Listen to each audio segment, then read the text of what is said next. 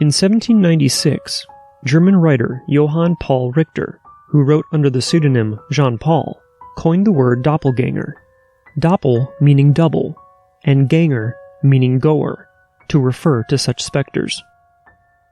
According to German folklore, all living creatures have a spirit double, who is invisible but identical to the living individual. These entities are perceived as being different from ghosts, and sometimes they are described as the spiritual opposite or negative of their human counterparts.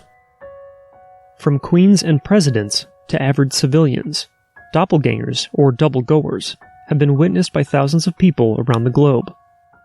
Ranging from mundane secondhand reports to downright horrifying first-hand experiences, this phenomenon begs us to ask the question, if doppelgangers are real, what are they, and what do they want?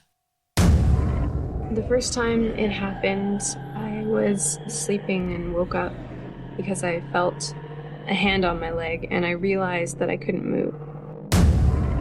And he come across this object on the ground, which was the shape of a flying saucer. So he jumped out of his pickup and went down there, and there was 4 beings laying on the ground.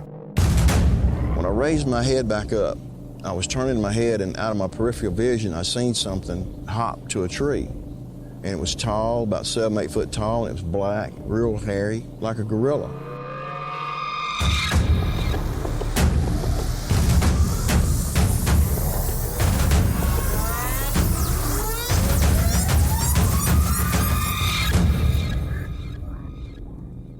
Welcome to the show. I'm your host, Nick Ryan. Before we get started, I want to say a thank you to Robin, Cassandra, Julie, Courtney, Tiffany, and our 2 newest patrons, Tom and Steven, for your support on Patreon. We truly appreciate your kindness and generosity. In today's society, it's common for people to use the word doppelganger when describing someone that looks almost identical to themselves or someone else, but that is not related to them in any way. This anomaly is more appropriately referred to as a dead ringer, and its phenomenon has grown in popularity within social media over the last decade. Although it may be interesting and somewhat unusual to find 2 people that look fairly similar, it pales in comparison to the many strange encounters that people have had with the paranormal version of this phenomenon, some of which have been shared by our listeners in previous episodes of our podcast. But it wasn't until I began researching the paranormal many years ago that I began to learn more about this bizarre anomaly. What many people assume is just a trick of the mind or a case of mistaken identity is actually much more complex, and in some cases, extremely creepy.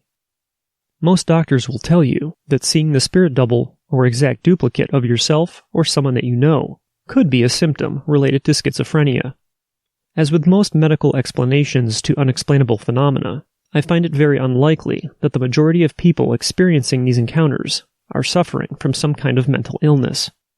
While I'm sure that a small percentage might be, I just don't think it's a reasonable or fair conclusion to come to in a majority of the cases, especially when some of the encounters include groups of people that witness the exact same thing. However, we all interpret things differently, so based on the stories that we're going to cover tonight, I'd like you to be the judge.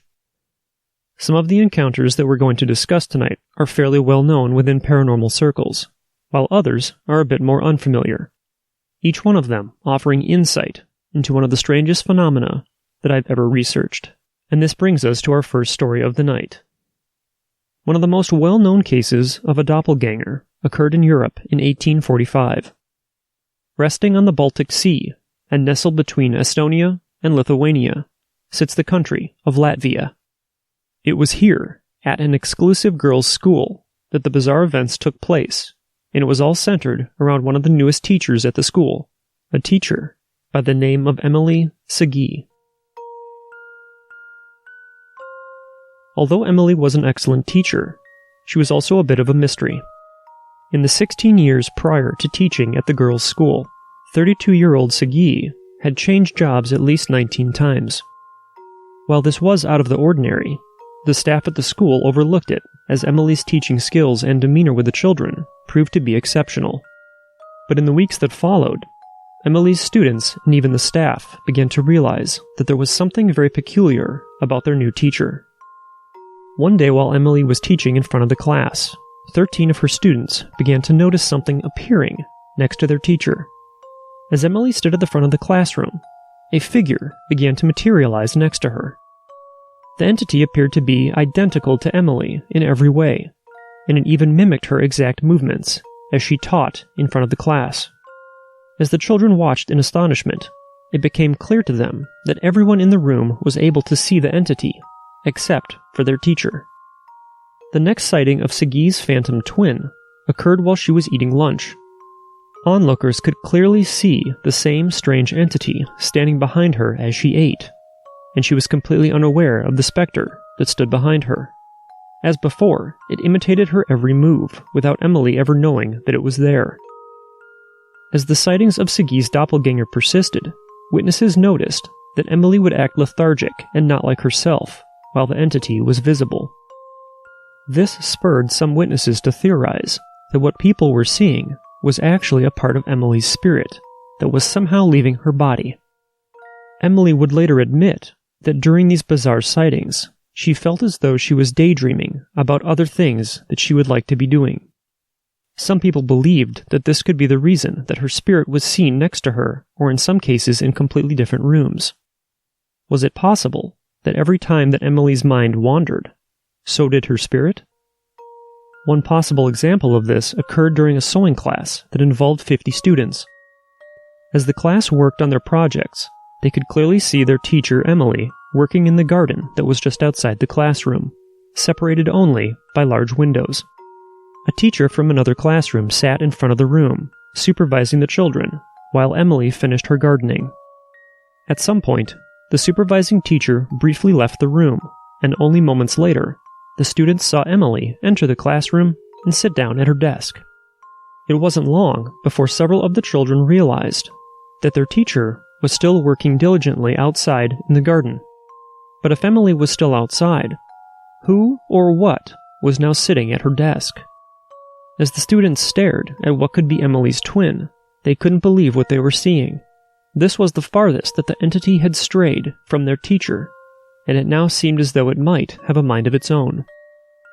When witnesses told Segi about what they saw in the classroom while she was out in the garden, she admitted that while she was out there, she was wishing that she could be inside, overseeing the sewing class. Some people even stated that they had come in contact with the entity over the weeks and months that Segi taught at the school. These individuals reported that on occasion, they were able to pass directly through the entity, but that it had a strange texture to it that most described as feeling like thick fabric. As time went on, Segi's phantom would be seen throughout the school more and more, and eventually, parents began removing their children from the school, fearful that the entity may cause harm to their kids. Although Emily's work as a teacher was excellent, the headmistress had to make the tough decision to fire her in order to relieve the school of its creepy visitor. History is filled with strange reports of doppelgangers, and in many cases, these experiences are reported by people that are famous or even royalty. We'll discuss more of these reports throughout the episode, but before we do, I'd like to share some more recent stories that I came across while doing research for today's show. The witness of this next encounter stated that she and her husband had been living in a small one-bedroom apartment. The bedroom had a large walk-in closet, and this is where her story begins. One night I woke up all of a sudden. I was facing the walk-in closet. I saw my husband in the middle of it, his back facing me, just looking around the closet. He was wearing the same clothes that he had worn to bed. I thought it was really strange for him to walk into the closet, since none of his belongings were in there, and plus it was in the middle of the night. I propped myself up and asked him what he was doing in my closet, and to come back to bed. His face turned slightly, but just enough for me to see half of his cheek. I was really sleepy, so I turned back to bed and fell asleep. I'm not sure how much time had passed, but I woke up again to my husband getting into bed. I asked him why he was in the closet, and he told me that he didn't know what I was talking about, and that he had just gone to the washroom. We both fell back asleep, and I tried to continue the conversation in the morning. He swore he just went to the bathroom, and it was no more than 1 minute. He thought I was definitely dreaming, but I know what I saw. That person in the closet was my husband, or at least looked 100% like him. I can't think of any logical explanation. Even if my husband had some reason to lie, I still can't see how he could get into the middle of the closet without knocking anything over in the mess. Months later, the couple moved out of the apartment and into a new place. Their new home had a room which they used as a den. Across from the den was the laundry room, and it is here that her next encounter took place. This is what she had to say. While I was moving the clothes, I saw my husband walk into the den. It was clear as day. I thought he was going to play some video games or use his computer. After I loaded all the clothes into the dryer, I walked back into the living room. I saw my husband sitting in the middle of the living room now. I immediately asked him when he went back into the living room. He was really confused and said that he hadn't left his seat in the last 30 minutes. I told him that I saw him walk into the den just a minute ago. How did he walk out of the den without me seeing him or hearing him? I know I saw him both times. Both times he appeared, clearly, right in front of me. This next story took place in 2015, when a mother and father were at the beach with their daughters. The family had a nearby cottage on the beach and had been spending the day looking for seashells. As lunchtime approached, the older daughters, along with their father, returned to the cottage to eat, leaving their mother and 4-year-old sister to continue hunting for shells. After a while, the 4-year-old daughter decided to join her sisters and father, so her mother proceeded to take her back to the cottage. Wanting to still find more shells, the mother returned to the beach by herself and continued to search the shoreline. After 20 minutes or so, the weather began to turn, and storm clouds soon filled the sky. As she stared at the sea, the waves became more and more violent, and she decided that she should join her family in the safety of their cottage. As she turned to head back, she was immediately met with a feeling of dread. She felt as though she was being drawn to look toward the ocean, and as she did, she was met with a horrifying sight. This is what she saw. I have never seen such a rough sea, and so I turned back with a feeling of unexplained dread. I couldn't shake it. I looked out into the ocean, and I could have sworn I saw my 4-year-old drowning in the waves. I knew with absolute certainty that she was safe back in the cottage with her father and siblings, but yet there she was, drowning in the rough sea.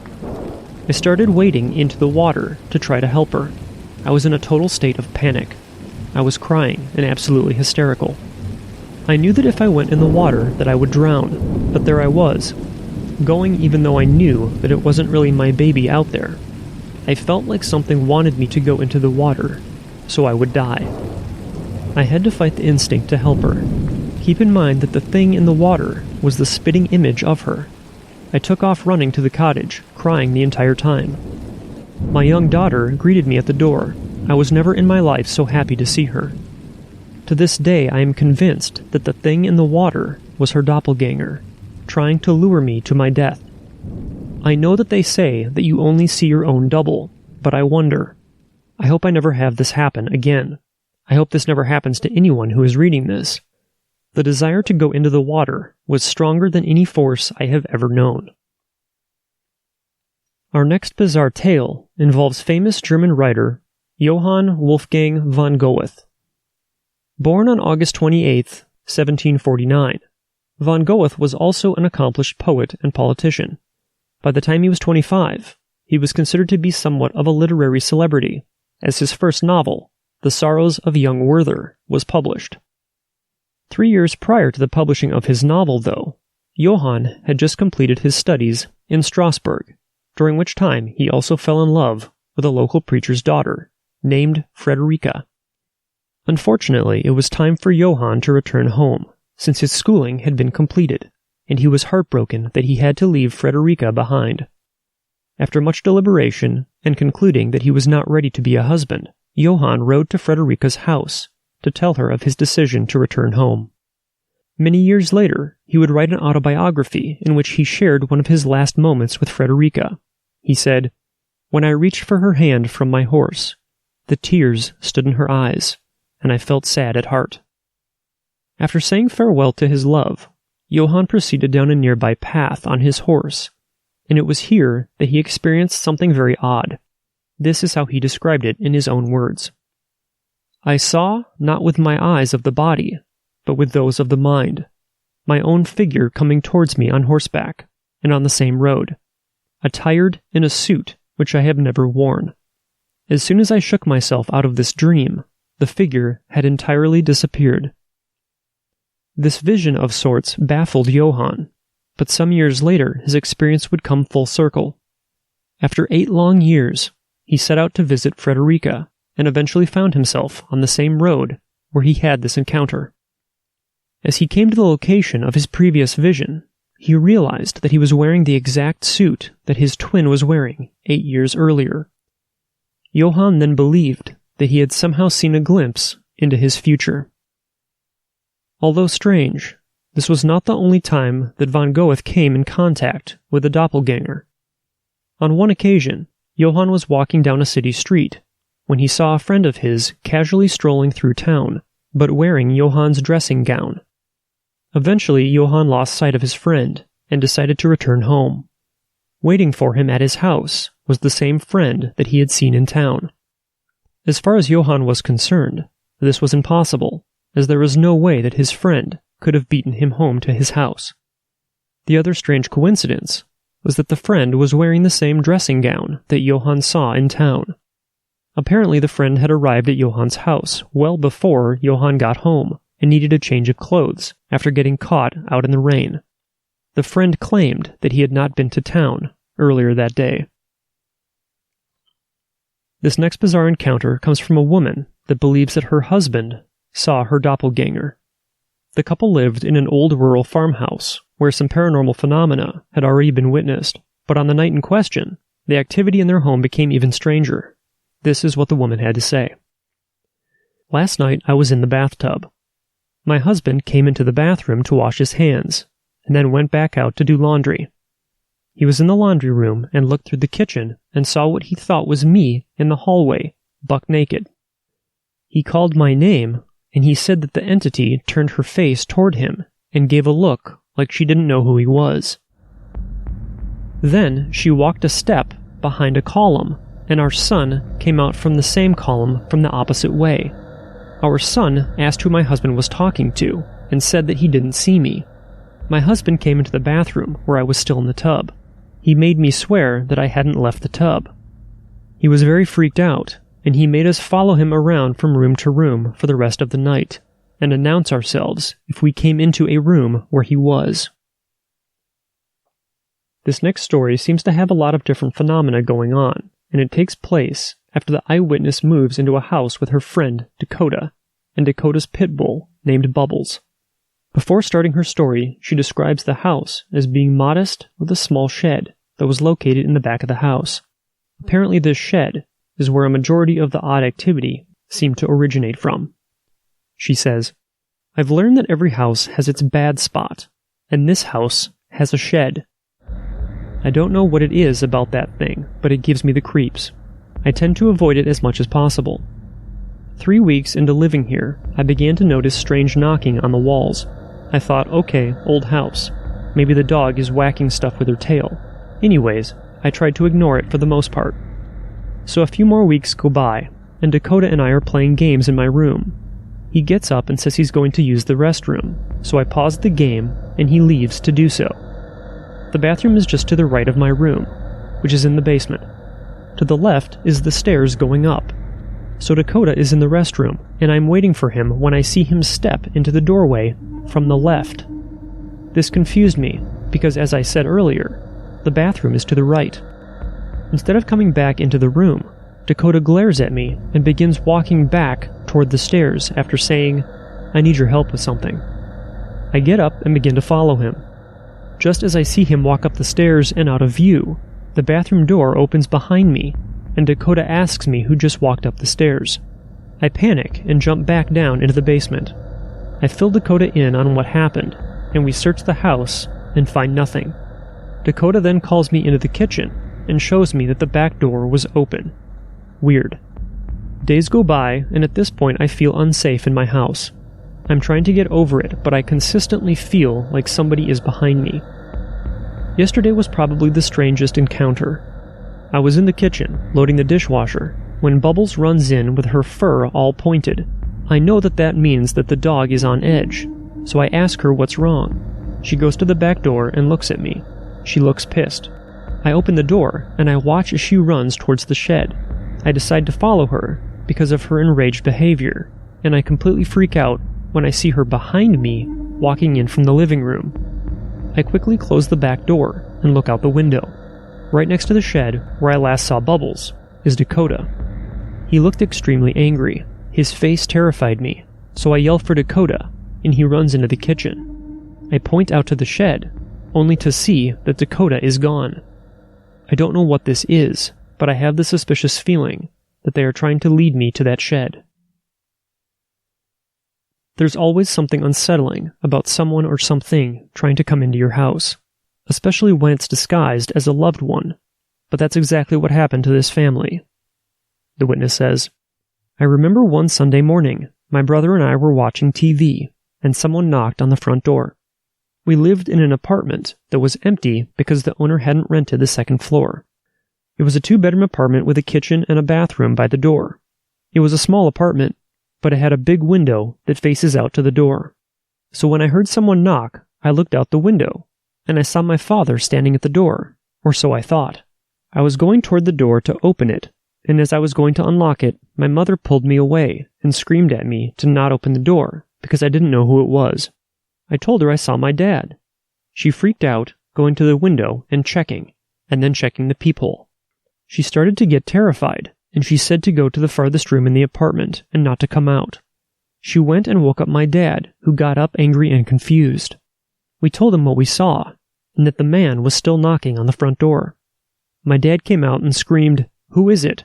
But there was no answer. He yelled that he would call the cops, the regular threats, but nothing. We saw, while my dad was busy screaming at him, that the man outside was just standing still in front of the door. So my mom took us to the farthest room from the front door, while my dad got ready to open the door with a metal bat. Once he did, the man was gone. My dad went out looking everywhere around the apartment. The main door to our building was a heavy metal door, and we could always hear when someone would come in and out, but we heard nothing that morning, and nothing after my dad opened our apartment door.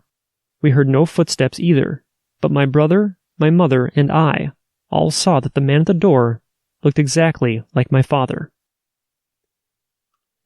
This next story comes from a witness that clearly saw someone that they worked with while commuting to work, only to find out later that it wasn't who they thought it was. This is their encounter. This encounter begins with my everyday commute to work. As I only live within 5 miles, I usually run or cycle there as a way of maintaining my fitness. I believe this is relevant to the story because it suggests that I wasn't in some kind of state of sleep, but quite the opposite. The details of the occurrence begin with a cycle to work, no different to any other day. As I came out of an underpass of what is a busy roundabout and onto a slight ascent 3/4 into my journey, I happened to glance to my right to see a car traveling in the opposite direction. The driver beeps his horn and smiles at me, and I recognize him as my colleague from work. He has his window completely rolled down, and he waves at me as I pretend to struggle up the hill, jokingly panting as I wave back. Nothing really concerned me about what had happened so far, but then I realized he was traveling away from our place of work, and was probably going toward the city to work in one of our other school sites. I arrived at work at 8 a.m., and passed another colleague, and told him that I had seen John driving away from the school building, and jokingly, we cursed him for abandoning us, and having to arrange cover sessions for the students.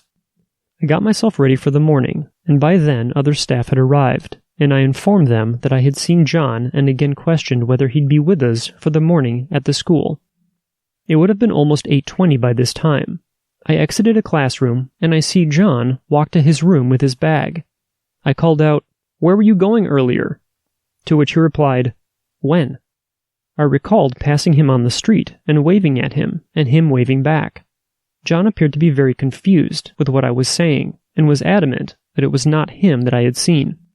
I smiled at him and said, "Yeah, whatever," but he stated that he had driven straight here, and that he had only just arrived. John appeared genuinely as confused as I was. After this revelation, I began to feel quite uneasy. I walked back into my room and began to go through the details. It was the same car, the right color, and the fact that it was John that I had seen made it no easier to comprehend. I thought about it the whole day, on and off, but it was only later in the evening that I began to question the occurrence even more. If it wasn't John, then who was it? It was definitely made to appear in his guise. I then thought of the phenomena of doppelgangers, and this led me to more questions. Looking back, the John that I saw on the road was very insistent that I see him, beeping his horn with his window down, and looking directly at me and waving. If anything, it was a bit too animated. Our last story of the night is another of the more well-known encounters with a doppelganger that was experienced by none other than Abraham Lincoln, the 16th President of the United States. Lincoln was a true believer in the unexplained, and it was well known within his family and close friends that he felt a connection to the paranormal. Lincoln also shared this interest with his wife, Mary, and on the evening of his first election, Abraham would have an experience that he and his wife would never forget. After a long and tiring day, Lincoln went into his room and decided to rest on a nearby couch. While surveying the room and replaying the day's events in his mind, his gaze eventually came to rest on a large mirror that faced the couch where he was sitting. Lincoln's relaxed state eventually turned to confusion as he stared at his reflection in the mirror. Not only was his reflection looking back at him, but right next to it was another image of his own face, which seemed to appear pale and sickly. Somewhat frightened, Lincoln quickly stood up and moved toward the mirror, but the phantom face completely disappeared. Hoping to see it again, he sat back down on the couch, and as he did, the ghostly double of his own reflection returned once more. After several minutes, the second face apparently faded, and Lincoln was left to ponder who or what had come to visit him in such a bizarre manner. Lincoln tried many times to recreate the strange encounter in the weeks that followed his initial experience. Only one other time was he able to see the creepy duplicate image staring back at him from the mirror. After sharing his experience with his wife Mary, Abraham became even more uneasy regarding his encounter, as Mary believed it to be an omen. Mary wholeheartedly came to believe that this was a sign that her husband would be re-elected for a second term, but that he would not live to see it through. Of course, her worst fears were realized when Lincoln was shot on April 14, 1865, and died the following day, just 41 days after being re-elected for his second term. There are several other brief encounters throughout history that have involved well-known people, one of which was Queen Elizabeth I, seeing her own doppelganger lying on her bed just before her death in 1603. Another being Catherine the Great, as well as her servants witnessing her own doppelganger sitting in her throne shortly before her death in 1796. In both of these cases, the entities did not interact with anyone, and they seemed to be an omen of what was to come in the near future. This is what I find fascinating and perplexing about this phenomenon. There seem to be different versions of these entities, and in some cases, people say that they got a very negative or evil feeling when they saw the doppelganger. Time and time again, you hear people say that the entity didn't speak, but that it stared at them with a sinister grin. Many people report that there is usually one specific detail about the appearance of the entity that doesn't match the original person's appearance. Many people have also said that these entities will sometimes give bizarre answers when asked simple questions. So what do you think? Are they ghosts? Demons? Astral projections? More importantly, have you had an encounter with one of these entities? If you've seen a doppelganger, I'd like you to email me. You can contact me at paranormalmysteriespodcast@gmail.com, or you can visit paranormal-mysteries.com and get a hold of me there. You can also get involved by joining our forum and by following us on social media. If you're wondering how you can support the show, you're supporting it right now just by listening, and we thank you. You can also help by subscribing to the show and sharing it with your friends. If you're looking for other ways to show your support, you can visit patreon.com/paranormal mysteries and become a patron. New episodes are available on all of your favorite podcast apps, including Spotify, Apple Podcasts, and iHeartRadio.